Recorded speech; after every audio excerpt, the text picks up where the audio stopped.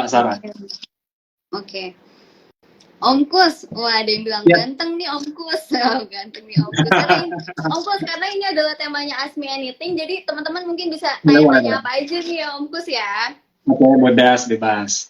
Ya. Oke, bakalan dibahas nih. Om Kus, coba aku mau tanya dong, ada yang nanya dari Lenny Mego nih Om Kus. Gimana sih CPRO insight-nya Om Kus? CPRO, aku coba cek di ini dulu ya, chartnya aku ngebacain on chartnya ya. Oke, untuk CPRO ada kelihatan belum ya? Oke, aku balik dulu ya di sini ya. Oke, kelihatan ya? CPRO-nya. Oke, kelihatan ya teman-teman ya. Jelas ya. Aku melihat sisi CPRO ini sendiri, aku sedikit kecilin ke bawah ya biar bisa kelihatan. Ya. CPRO ini di tanggal, kalau misal diperhatiin di tanggal 29 Agustus ini kan buka atas ya, buka di 91 langsung terjun dia ke level 61.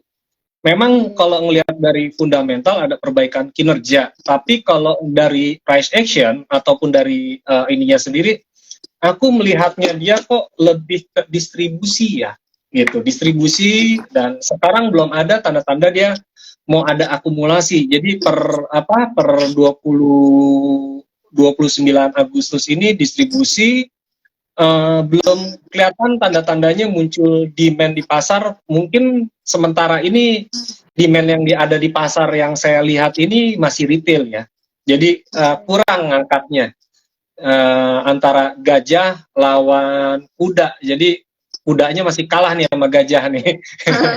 Jadi kalau ngelihat dari trennya, aku simpulin ya, dia belum bisa bergerak kemana-mana. Secara pivotnya dia low, bottomnya di 56, uppernya dia ada di 65. Sekarang areanya area tengah, upside-nya si Cepro. Jadi wait and see aja strateginya gimana.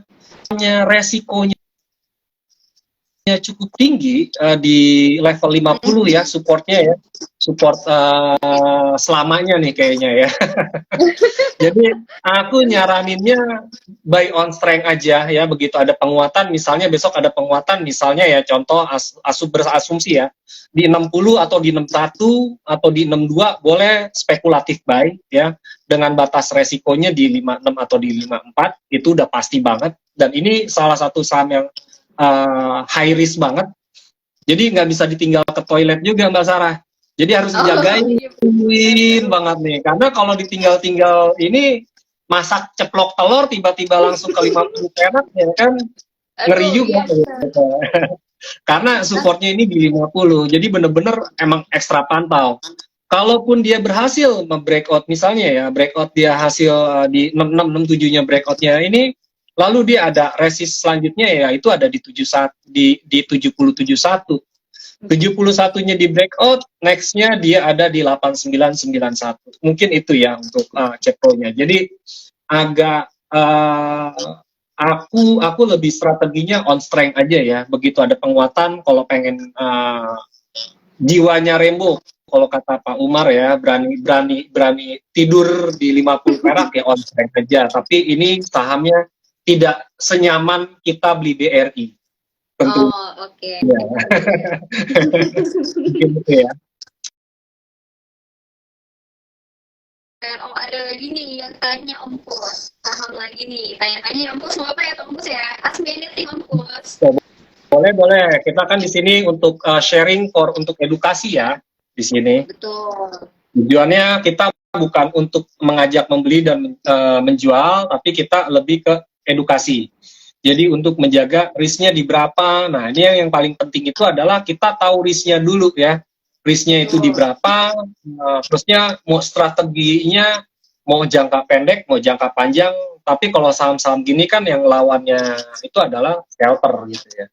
Oke, ada kalau Mbak Sarah sendiri, sebenarnya Mbak Sarah lagi merhatiin saham-saham apa nih kira-kira nih untuk di kuartal 3 nih. Kita udah mau masuk kuartal 3 nih Mbak Sarah nih. Biasanya sektor-sektor tadi sempat ngecek sahamnya, saham-saham fresh buy dari Sahamologi si Om Kus. Boleh. BMRI nih Om Kus. Apa? BMRI. BMRI, kita lihat, Betul. cek BMRI. Kalau aku melihat waktu itu kita Lotus Sekuritas, kita rekomendasi buy itu di bawah 5.100.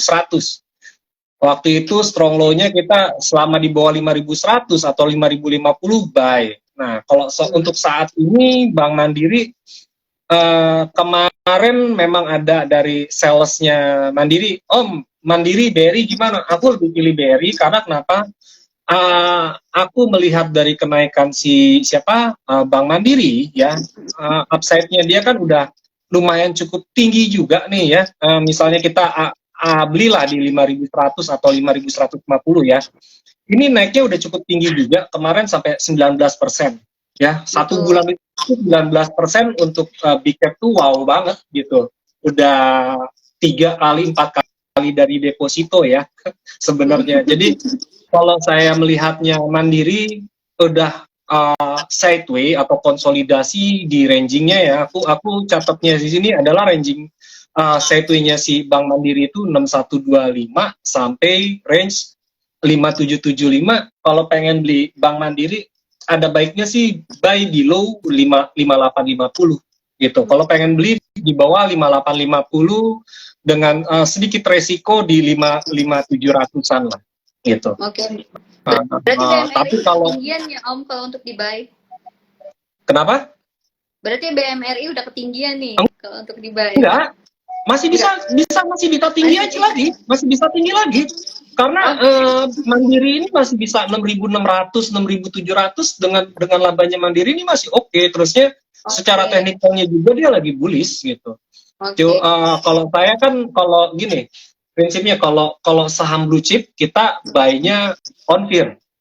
Jadi begitu market ditakut-takutin, kita tuh yang kan banyak ya bilang IHSG katanya mau 6.100 ya kan. IHSG mau ya kita belinya Mandiri, kita belinya BRI, kita belinya BCA gitu.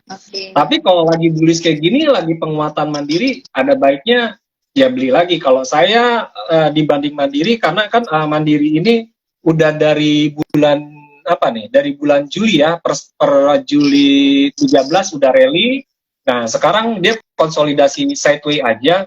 Kalau target pencapaian sendiri tergantung juga nih Mbak Saranya, time frame mau untuk berapa investasi jangka berapa lama, 1 minggu, 1 hari, 1 bulan. Jadi semua investasi ada time frame-nya. Jadi banyak orang tidak tahu tentang time frame gitu ya. Tapi kalau Mandiri ini masih bagus, masih oke. Kalau saya lihat dari Mandiri kemarin sudah ATH-nya dia di sini, targetnya dia harusnya mungkin ya di akhir tahun atau di awal tahun di 7.100 harusnya sih bisa. Cuman ini bukan untuk scalping. Kalau scalping biasanya kita begitu ada koreksi merah di bawah 5.800 beli, ada hijau, hari ini hijau misalnya kurang lebih naik 2%, 3% jual gitu Mbak. Itu untuk Mandiri, tapi ya untuk Mandiri sih masih bullish, bisa 7.100, 7.125, mungkin di pertengahan tahunnya di 7.500-an kali ya, pertengahan, tapi 2024 bukan yang sekarang gitu Mbak. Jadi treatmentnya beda ya, YouTube sama gorengan. Wah, ternyata asik banget ya kalau kita beli saham kayak gini. Wah, ini cocok ngasih Om Kus. Oh, ternyata mungkin yang menurut pemula juga, apalagi nih Om Kus kan, karena kan kita kalau pemula itu kayak ini tuh antara pede dan tidak pede gitu Om Kus kalau untuk entry gitu. Nah, kalau Mandiri BRI, kalau saya lebih pilih di BRI-nya. Kemarin kalau nggak salah hari ini di Instagram ini saya rekomendasi belinya malah di BRI pagi-pagi ya. Terusnya kemarin sempat ada sales, kemarin BRI kan sempat 15325, aku bilang buy. Ada upside-nya lumayan juga si BRI. Upside-nya dia bisa 5575 nih kalau nggak salah ya. 5575, 55600 itu udah naiknya 5%. Jadi kalau yang tadi pagi berani beli, harusnya masih ada potensi, terusnya upside-nya bisa 5.700. Jadi kalau saya sih di BRI untuk dibanding Mandiri. Kalau Mandiri begitu nanti ada koreksi-koreksi lagi lah di bawah 5.800 oke. Gitu. Tapi kalau untuk hari ini aku lebih nih di BRI untuk blue chipnya. Karena kita tim kontrarian. Jadi begitu tahu ISG turunnya misalnya sama BRI, kita beli BRI. ISG turunnya sama BCA, kita beli BCA gitu. Karena ISG kan balik lagi, penggeraknya ISG, BRI, BCA, Telkom, Mandiri gitu. Jadi tahu gitu koreksinya sama apa. Oke, silakan ada lagi mungkin Mbak Syarah. Tadi Mandiri udah. Om Kus. Yes. Om Kus nih ada Nurma Sheila nih Om Kus sudah 3 kali nih dia nge-spill pertanyaannya nih. Om Kus, untuk saham blue chip yang paling menarik untuk dicicil sekarang apa ya Om? Gitu. Bintang ngintip-ngintip sedikit Om, saham-sahamnya ada apa aja? Blue chip, sektornya sektor apa dulu nih? Karena blue chip itu banyak ya. BTA ada, Astra, Auto, aku ngelihatnya banyak. BRI Syariah aja buat aku sekarang udah masuknya blue chip. Karena cap-nya dia udah di atas 50 triliun. Oh, oke. Kalau untuk aku pribadi, aku lebih tetap favoritnya aku sendiri masih di perbankan. Karena kenapa? Make it simple, nggak usah pakai technical, nggak usah pakai fundamental.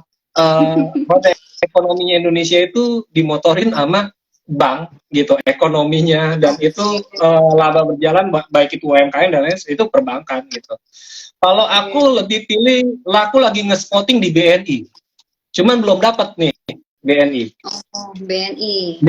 BNI karena bulan depan ya di awal bulan ini BNI akan ada stock split. Biasanya animo pasar kalau terhadap perbankan yang akan ada stock split cukup besar demand-nya. Aku masih belum bidnya aku belum dicapai ya. Aku ngebitnya dia BNI itu di 925 ya, 9225 di bawah 9.300 sampai 9175 itu bitnya aku. Jadi begitu dia jebol di 9275 atau 9250, aku masuk berani banyak. Om nggak mau nunggu 9.000 aja atau 9.100. Takut nggak kebagian masalahnya. Satu, ini under value. Iya, ini under value untuk big cap, untuk perbankan BNI ini under value, murah dibanding BCA, dibanding BRI atau BNI, ini paling murah. Mau ada corporate action, jadi kalau aku masih tetap nawar, pokoknya kalau kepleset di 9275 atau 50, aku beli banyak, gitu. Bisa hold lah sampai tanggal 10 Oktober atau 12 Oktober, biasanya lumayan tuh naiknya. Kayak kemarin pengalaman aku di BCA, aku waktu sebelum stock split, itu aku nge-hold BCA seminggu setengah itu 23%. Itu gede banget. BCA loh. Seminggu setengah itu rekor kalau menurut aku ya. 23% untuk BCA kan wow banget, apalagi ya siapa tahu BNI ya kan, nge-hold sebulan dapat 25% kan oke. Nggak usah ngitung teknikal ya kan enggak? Iya betul. Dapat 15% aja untuk dapat BNI buat saya sih udah oke, udah cukup bagus banget, udah wah banget. Jadi kalau saya di BNI satu ya, keduanya di BRI, tadi saya masih ini harusnya labanya BRI terhadap UMKM ya dengan kreditnya masih cukup bagus. Aku favoritnya aku nih Telkom. Nah, telekomunikasi ini area-area bottom. Hari ini ada Harami ya. Kalau diperhatiin sama Mbak Sarah nih, Haraminya semoga aja jadi ada insight bar ya, ada insight bar di Telkom. Harusnya sih cukup oke ya, apalagi mau jelang pemilu bikin hoax butuh data besar. Betul. Jadi lebih cepat-cepatan connect ya, konektivitas. Jadi aku masih berani di Telkom masih bisa berani rekomendasi. Kita udah beberapa kali buy akumulasi di Lotus, selama itu di bawah 3750 buy on weakness aja. Bahkan misalnya nggak mau tunggu lagi di 3.500 sekian atau di bawah 3.600, ya beli aja. Aku bilang akumulasi karena kenapa? Aku melihat sendiri Telkom di sini, ini ada range buy blocks konsolidasinya ya. Aku pakai Darvas Theory.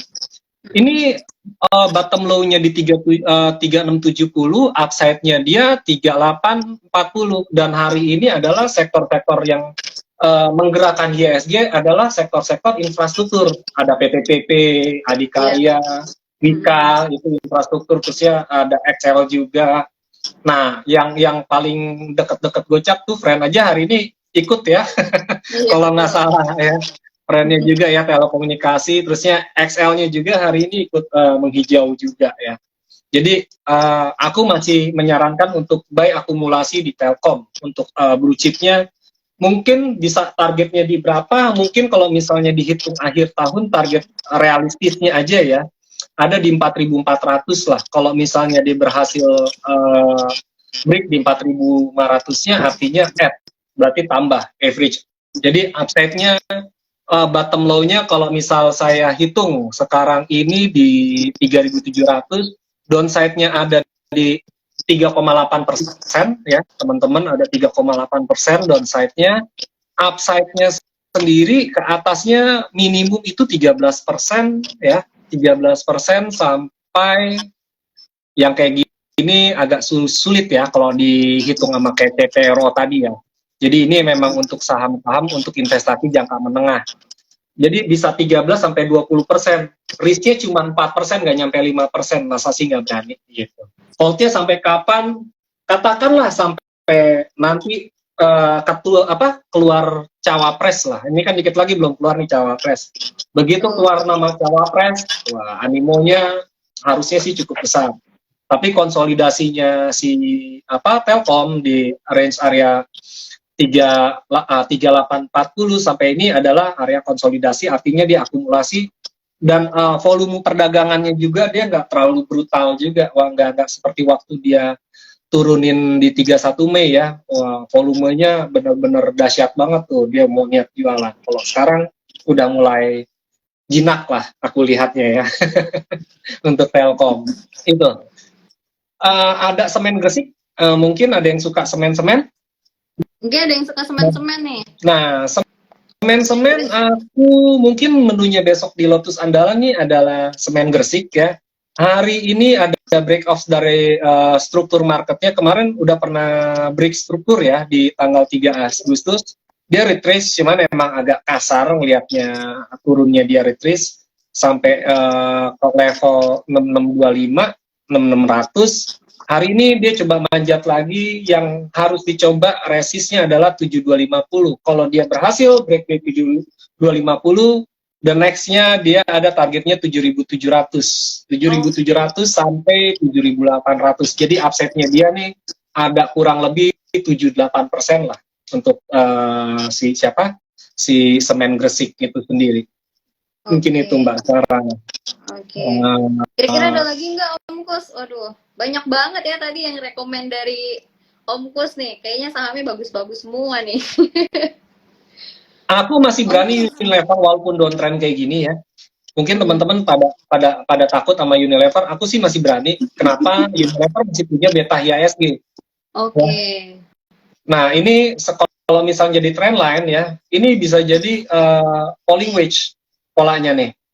Jadi bottom supportnya dia, dan ini ngurut nih. Ini tinggal strateginya mau akumulasi atau mau on break. Jadi terserah teman-teman. Kalau saya Unilever ini masih oke, masih rangingnya di 3.700 sampai 3.760. Kalau pengen akumulasi ya buy-nya ya, belinya selama dia di bawah 3.680 oke ya. Tinggal resikonya di 3.520 lah untuk Unilever. Mungkin ada teman-teman yang ingin ditanya, masih ada nggak nih kira-kira Mbak Sarah nih? Masih ada nih Om Kus nanya, era dong, era dibahas dong, era Jaya. Oh iya, hari ini ada kemarin udah selesai ya mesopnya si era. Mesopnya ya, untuk ini. Kalau saya ngelihat dari sini nomor satu ya yang saya perhatiin adalah volumenya dulu di sini. Volumenya hari ini turun dengan rata-rata ya, di bawah rata-rata volumenya di era. Tapi dari polanya sendiri sebenarnya era ini nggak downtrend, nggak uptrend, tapi dia sideways, konsolidasi. Nah, Oke. untuk saat ini area tengah nih ya, area midnya nih ya. Jadi aku lihat era ini belum bergerak kemana-mana. Kalau saya lihat sih masih ada bearish jangka pendek, tapi jangka menengahnya dia masih sideways. Sideways area supportnya satu nih lumayan cukup banyak. Supportnya satu di 470. Kalau 470-nya tertembus, maka dia akan ke 450. 450-nya juga tertembus, dia kembali lagi 438. Jadi wait and see aja dulu dari si era. Kalau saya bantu pakai oskilatornya juga dan dari volumenya juga belum ada demand-nya nih, belum ada minat pasarnya terhadap saham era nih ya. Saya juga nggak tahu. Saya juga salah satu yang belum berminat, walaupun ada iPhone mau launching buat saya nggak menggunakan iPhone. Tadi aja kita mau live pakai iPhone itu nggak bisa, suaranya nggak keluar. Saya pakainya Oh, balik lagi ke Samsung. lalu perkara iPhone ya. Gara-gara iPhone tuh tadi nggak bisa connect. Waduh. Mungkin untuk itu ya, untuk eranya saya belum ada tanda-tanda untuk buy on weakness atau buy on strength-nya belum kelihatan gitu Mbak Sarah. Jadi Oke. wait and see dulu aja untuk era, belum waktunya untuk sektor dari cyclical ya, kalau nggak salah itu. Nah, Ada lagi? Om Kus, Yes, tanya lagi Om Kus. Aduh, udah banyak banget nih Om Kus yang nanya-nanya nih dari nggak tadi soalnya apa-apa. nungguin Om Karena Kus. kan kita telat, mungkin agak malam dikit juga nggak apa-apa. Akunya juga yang Ya, oke, terlambat ya. nggak apa-apa ya. Sebenarnya kita live itu cuma sampai jam 9 ya Om Kus ya. Cuma nanti karena khusus malam ini, jadi buat temen-temen pasti banyak banget yang pengen tanya. Kita tambahin lagi waktu untuk nge-live-nya nih Om Kus. Om Kus, tadi kan sebenarnya Yes, saham PGEO itu udah dibahas sedikit sama Bro Jack sedikit doang. apa tuh? Kalau menurut Om Kus nih, minta tolong analisain Om Kus PGEO. Oh, PGO. Aku kemarin hari Jumat ini salah satu yang aku rekomendasiin ya di Oke. Lotus buy on weakness. Hanya aja untuk hari ini demand-nya kalah sama seller. Jadi sellernya Oke. dominasi. Jadi aku memang kemarin hari Jumat rekomendasi buy on weakness, cuman aku berharapnya dia bisa tutup di level 1.300 atau minimum di 1290. Ternyata kemarin nggak cukup kuat, di hari Jumat tutup di 1290, tutup di level 1265. Hari ini melanjutkan koreksinya ya. Kalau berbicara tentang tren, ini saham ini uptrend ya. Kemungkinan ada arah koreksi jangka pendek ya, dia akan terkoreksi ke level 1100 sampai 1185. Nah, ini strateginya. Nah, di sini juga aku ngelihat kemarin ada pola Wixau ya, aku bilang kayak gini, ini adalah blok demand-nya. Nah, demand-nya ini si siapa? Si PGO, area-areanya kayaknya orang bakal mau beli itu range-nya antara 1145 sampai berapa nih? Sampai 1000-an kayaknya. Jadi kalau belum itu orang belum ada mau beli banyak lagi.